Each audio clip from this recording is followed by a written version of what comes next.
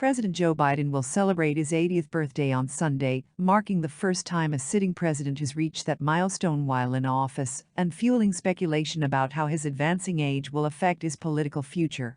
Biden, who was the oldest person to assume the presidency in January 2021, just 61 days after his 78th birthday, has said he intends to make another White House bid, even as his age-adjacent peers, including 82-year-old House Speaker Nancy Pelosi, have made the decision to step away from leadership in order to make way for a younger generation.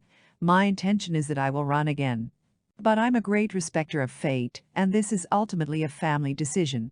I think everybody wants me to run, but we're going to have discussions about it.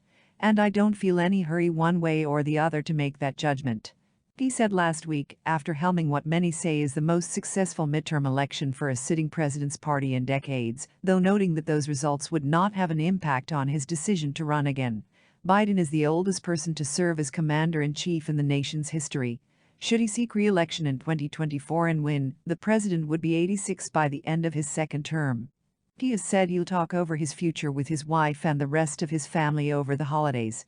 Biden has said he is hoping that he and his wife get a little time to actually sneak away for a week around between Christmas and Thanksgiving, and that his decision to run for re-election will likely be early next year. "We make that judgment." During a White House briefing with reporters on Friday, Press Secretary Karine Jean-Pierre said that the First Lady would be having a brunch for Biden on Sunday for his birthday, following his granddaughter Naomi's wedding at the White House the previous day. Usually, they celebrate on the Wednesday before Thanksgiving because everyone the family is going to be here this weekend. He will have an opportunity to celebrate his birthday he wanted on his actual day, she said. Biden's birthday comes right as national conversation is focused on the age of those at the top of Democratic leadership, just days after Pelosi announced that she would step down from leadership as House Democrats transition into the minority for the next Congress. "The hour has come for a new generation to lead the Democratic caucus that I so deeply respect," she said during her farewell speech on the House floor. In a lengthy statement after her announcement, Biden noted his long history with Pelosi.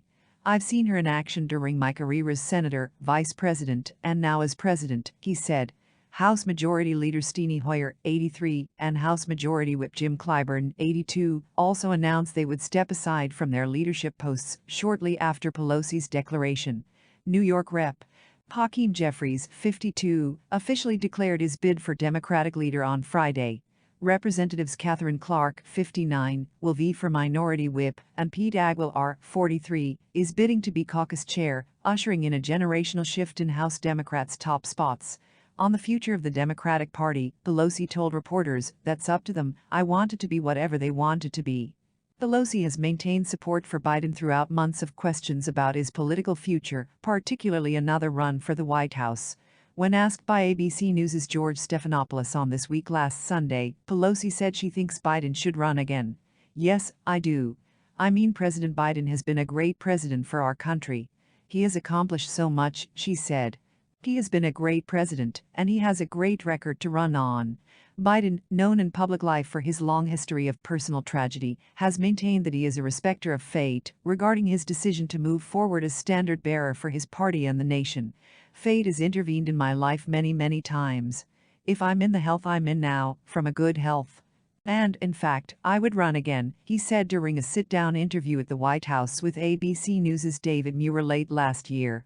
But he's faced a good deal of opposition from both Democrats and Republicans surrounding his seemingly likely decision to move forward for re-election. One ABC News Washington Post poll conducted in late September found that 56% of Democrats and independents that tend to vote for Democrats said they wanted someone other than Biden to run in the next presidential election. A number of Democrats have said they wish Biden would step aside for a new generation of leadership, echoing what Pelosi noted in her departure from control. During the campaign cycle, Democrats such as Representative Tim Ryan of Ohio and Representative Dean Phillips of Minnesota have openly suggested he shouldn't run for another term. Biden's health and mental acuity is sure to be subject to intense scrutiny if he were to announce his 2024 bid for the White House, especially from Republicans who have long ridiculed his infamous gaffes during speeches, among other motor skill missteps. In September, Biden asked about the whereabouts of Indiana GOP Congresswoman Jackie Walorski, who was killed in a car crash earlier this year during a White House conference. The only candidate in the running so far for the 2024 presidential contest is 76-year-old former President Donald Trump, who launched his third White House campaign Tuesday evening. Trump was the second oldest person to assume the presidency, at 70 years old.